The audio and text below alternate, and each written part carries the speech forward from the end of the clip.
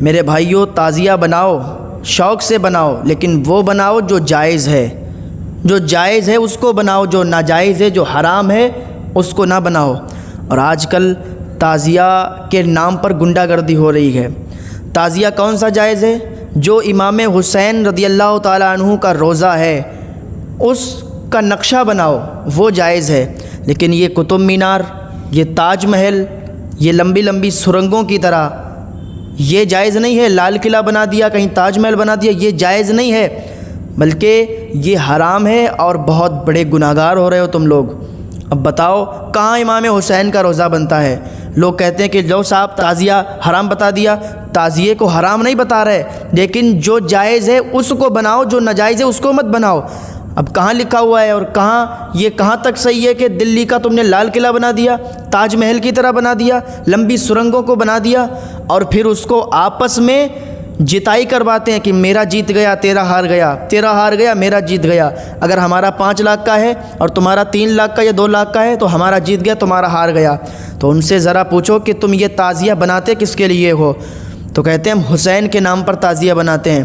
تو ہم کہتے ہیں جب حسین کے نام پر تعزیہ بناتے ہو تو اس میں ہرانا اور جتانا کیا ہے؟ جس نے اچھا تعزیہ بنایا تو وہ جیت گیا، اور جس نے پیسہ کم لگایا، جس کا چھوٹا تعزیہ رہ گیا تو وہ ہار گیا۔ تو اس نے کس کے لیے؟ کیا یزید کے لیے اس نے بنایا تھا تعزیہ؟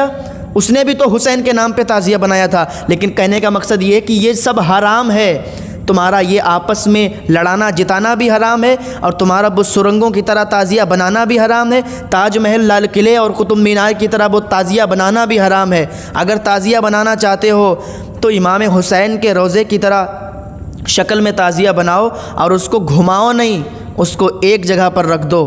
یہی طریقہ ہمارے بزرگان دین کا تھا، امام حسین کا روضہ بناتے اور اس کو ایک جگہ پر رکھ دیتے تھے۔ لیکن تمہارا طریقہ کیا ہے؟ وہ تعزیہ ہوتا ہے، اس کے اوپر کا جو گنبد ہوتا ہے اس کو پھر گاؤں میں گھمایا جاتا ہے، اور جس کے گھر لے جایا جاتا ہے وہ اگربتیاں لگاتے ہیں۔ یقین مانو حقیقت بیانی کر رہا ہوں، کسی کو برا لگتا ہے لگنے دو، جو حق بات ہوتی ہے وہ کڑوی ہوتی ہے، اور حق بات ہم چھپا نہیں سکتے کیونکہ اللہ کے ہمیں بھی جواب دینا ہوگا۔ تو وہ گنبد گھمایا جاتا ہے، اور جس کے گھر وہ گنبد چلا جائے تو وہ کہتا ہے بڑا کرم ہو جائے گا امام حسین کا، اب سب غم اور سب پریشانیاں دور ہو جائیں گی۔ امام حسین کا معاذ اللہ سر مبارک ہمارے گھر آ گیا ہے، اس کو امام حسین کا سر سمجھتے ہیں۔ کہیں کہیں پر جو لمبے لمبے تعزیے ہوتے ہیں ان کے اوپر جو گنبد ہوتا ہے اس کو گھماتے ہیں، بڑی اچھائی سمجھتے ہیں ایک دوسرے کے گھروں پہ لے جاتے ہوئے، اور پھر وہ ڈھول تماشوں کے ساتھ آگے آگے وہ گنبد ہوتا ہے اور پیچھے پیچھے ڈھول تاشے بجتے ہیں، لوگ اس میں ماتم کرتے ہیں۔ ہم ان سے پوچھتے ہیں کہ تم ماتم کس کے نام پہ کرتے ہو؟ اگر تمہارے گھر کوئی مر جائے کیا تم ماتم کرو گے؟ اور کیا یہ تم سمجھتے ہو کہ امام حسین مر گئے؟ تو سنو قرآن کی آیت ہے وَلَا تَقُولُوا لِمَن يُقْتَلُ فِي سَبِيلِ اللَّهِ أَمْوَاتٌ، کہ جو اللہ کی راہ میں شہید ہوتے ہیں انہیں مردہ نہ کہو، وَالْأَحْيَاءُ وَلَكِن لَا تَشْعُرُونَ، بلکہ وہ زندہ ہیں تو زندوں پر یہ غم کیسا، یہ رونا کیسا کہ تم 10 تاریخ ہو۔ ارے بھائی رونا تو ہمیں اس لیے چاہیے کہ امام حسین پر کربلا میں بہت ظلم ہوئے، بہت ظلم سہا امام حسین نے، کس کے لیے؟ اپنے نانا کی امت کے لیے، اور آج ان کے نانا کی امت کیا کر رہی ہے؟ یہ ان کو تکلیف پہنچانا ہوا کہ ان کے نام کے تعزیے بنا کے، لمبے لمبے تعزیے بنا کے اور ڈھول تاشے بجا کے اور ماتم کیا جا رہا ہے، غنڈہ گردی کی جا رہی ہے۔ ہاں حقیقت بیانی کر رہا ہوں۔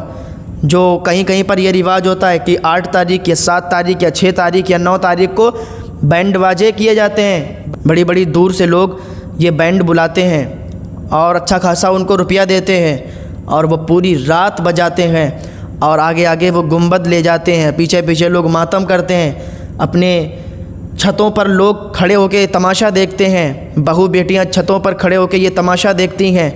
بتاؤ یہ کیا جائز ہے؟ جب کربلا شریف میں سیدانیوں کے دوپٹے چھین لیے گئے تھے تو حضرت زینب رضی اللہ عنہا نے ارشاد فرمایا کہ اپنے بالوں کو نیچے گرا لو، اپنے بالوں کے ذریعے سے اپنے چہروں کو چھپا لو۔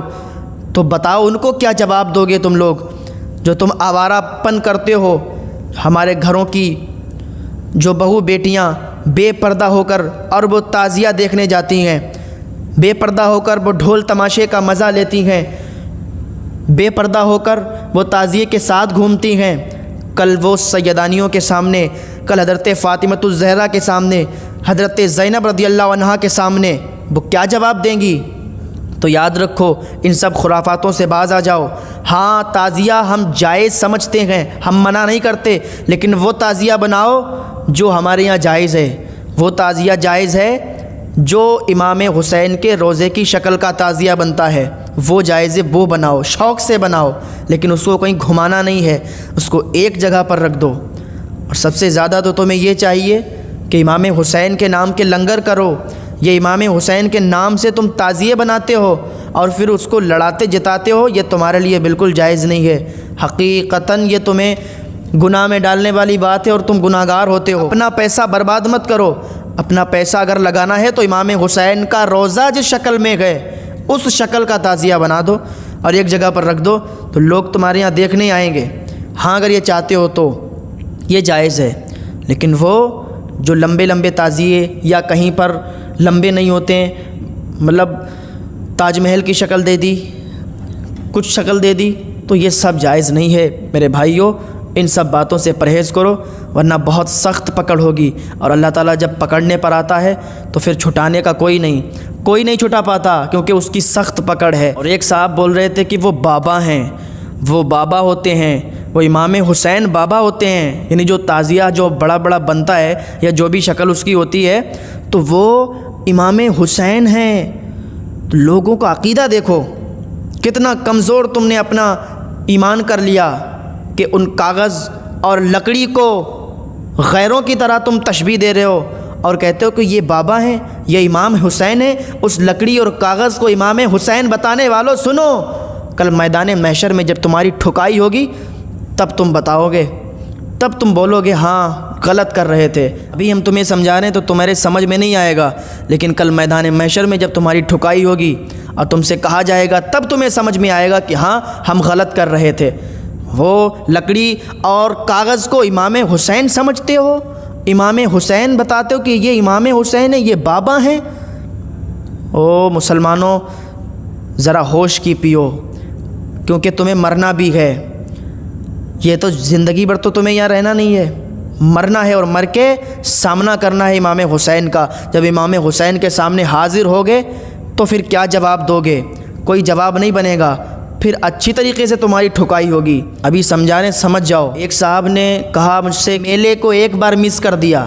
بات دیکھو، بات کیا کہہ رہے ہیں کہ ایک بار میں نے اس میلے کو مس کر دیا، مطلب ایک سال میں نے جب تعزیہ آئے تو میں آیا ہی نہیں اور میں نے میلہ دیکھا ہی نہیں، میں نے تعزیہ پر اگربتی لگائی ہی نہیں۔ علماء کی باتیں سن کے تو ہمارا بہت نقصان ہو گیا، ہمارا کافی پیسوں کا نقصان ہوا، ہمارے فلاں کی ٹانگ ٹوٹ گئی، ہمارا یہ ہوا وہ ہوا۔ ایک بتانے لگے کہ ہمارے رشتہ دار تھے، انہوں نے ایسا کیا تو اس کا یہ ہو گیا۔ یاد رکھو، یہ تمہارا جو عقیدہ ہے کہ تمہارا ایمان کمزور ہونے کی دلیل ہے۔